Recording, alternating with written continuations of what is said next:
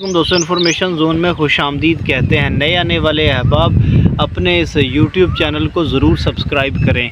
किसान भाइयों, आज हम बात करेंगे कि जब आप बाज़ार में जाते हैं और पोटाश ख़रीदने का इरादा रखते हैं तो आपको पता चलता है वहाँ 1 केजी वाली पोटाश भी अवेलेबल है और 1 लीटर वाली भी पोटाश अवेलेबल है।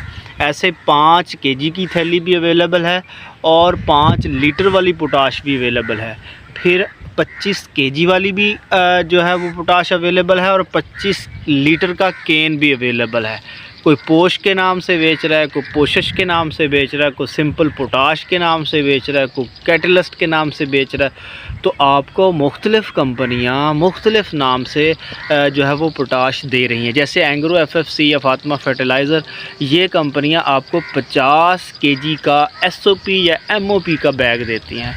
तो लिहाजा आज हमने आपके साथ बात करनी थी तजर्बे की बुनियाद पर कि इनमें से कौन सी पोटाश जो है वो हमारे लिए ज़्यादा फ़ायदेमंद है। देखिए, बात ये है कि ऐसा नहीं है कि वो जो लिक्विड पोटाश है वो कारआमद नहीं है।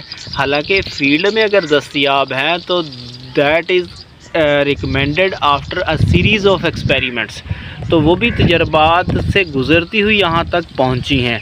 तो लिहाजा आज हम बात करेंगे कि कौन सी बेस्ट है। देखें, सबसे पहले तो हम अगर कंपोजिशन की बात करेंगे तो वो पोटाश सबसे बेहतरीन है जिसके अंदर क्लोराइड्स की मकदार कम है, और वो पोटाश भी सबसे बेहतर है जो आपको यूरोपियन कंट्रीज़ से आती है जिनके अंदर क्लोराइड्स की मकदार जो है वो पॉइंट्स में या बिल्कुल ट्रेसेस के अंदर मिलती है।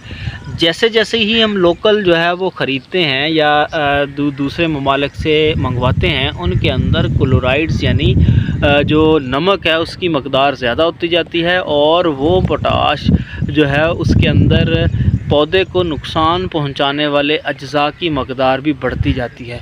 बाकी रही परसेंटेज के लिहाज से, तो जिस बैग या जिस केन के अंदर परसेंटेज ज़्यादा होगी डेफिनेटली वो पोटाश हमारे लिए ज़्यादा फ़ायदेमंद है।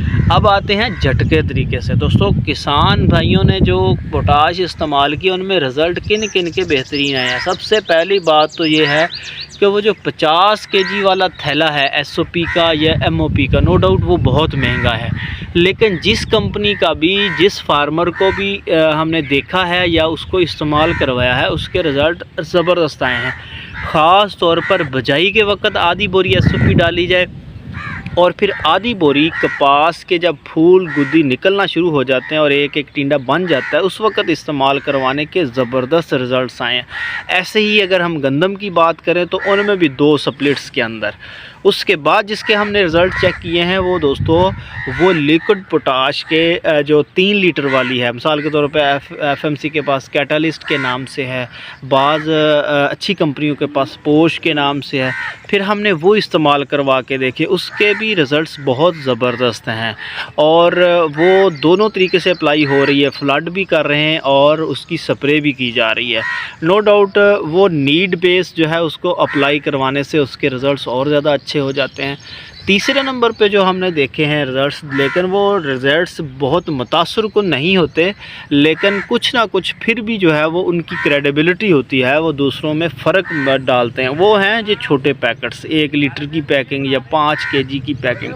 तो लिहाजा दोस्तों पोटाश डिफरेंट लेवल्स में सेल हो रही है, लेकिन उनका बुनियादी जो फ़र्क होता है वो क्लोराइड्स के कंटेंट के ऊपर और उसकी जो है वो आप परसेंटेज के ऊपर कह सकते हैं। अमूमी तौर पर 25% जो है वो पोटाश मार्केट में अवेलेबल है, लेकिन बाद लोग ज़रखेज़ की शक्ल में उसमें 8% डाल रहे हैं या 20% डाल रहे हैं और कुछ SOPs की शक्ल में 25 जो है वो 50% दे रहे हैं। तो लिहाजा डिफरेंट परसेंटेजेस हैं।